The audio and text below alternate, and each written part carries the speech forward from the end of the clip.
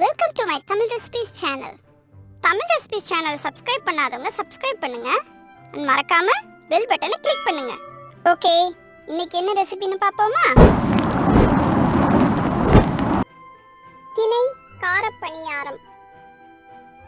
செய்ய தேவையான பொருட்கள்: திணை அரிசி 1 கப், உளுந்தம் பருப்பு 1/4 கப், வெந்தயம் 3 டீஸ்பூன், உப்பு தேவையான அளவு, கடுகு 1/4 டீஸ்பூன், சின்ன வெங்காயம் 1/4 கப் நறுக்கியது, மிளகாய் 4,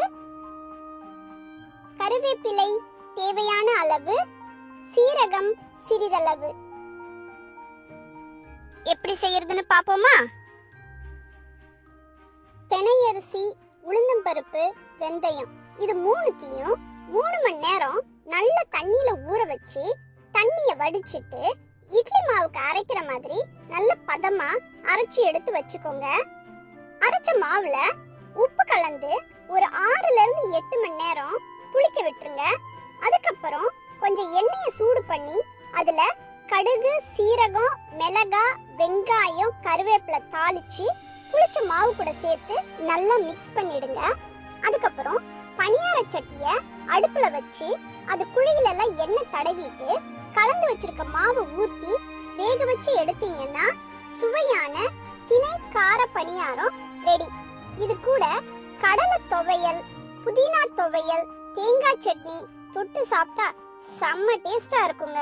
அதே மாதிரி இது ஹெல்தியும் கூட. டேஸ்டா இருக்கிறதெல்லாம் ஹெல்தி கிடையாதுன்னு யார் சொன்னாங்க? இந்த ரெசிபி உங்களுக்கு பிடிச்சிருக்கும்னு நம்புறேன். பாய் சொல்றதுக்கு முன்னாடி நம்ம தோஸ்து உங்களுக்கு ஒரு கிச்சன் டிப் சொல்றதுக்கு தயாரா இருக்கிறாரு. கேக்குறீங்களா? எல்லாருக்கும் வணக்கம். நம்ம கிச்சன் ஷெல்ஃப்ல சுகர், வெல்லம் அப்படின்னு எறும்புகளுக்கு பிடிச்ச எல்லா ஐட்டமும் இருக்கிறதுனால அடிக்கடி நிறைய எறும்புங்க வரும். அப்படி எறும்புங்க வராம இருக்கிறதுக்கு வெள்ளரிக்காய் தோலை ட்ரை ஆக்கிட்டு அதுல போட்டு வைங்க, எறும்பே வராதுங்க. தேங்க்ஸ் ஃபார் வாட்சிங் திஸ் வீடியோ ஃப்ரெண்ட்ஸ். நாளைக்கு இன்னொரு ரெசிபியோட உங்களை சந்திக்கிறேன்.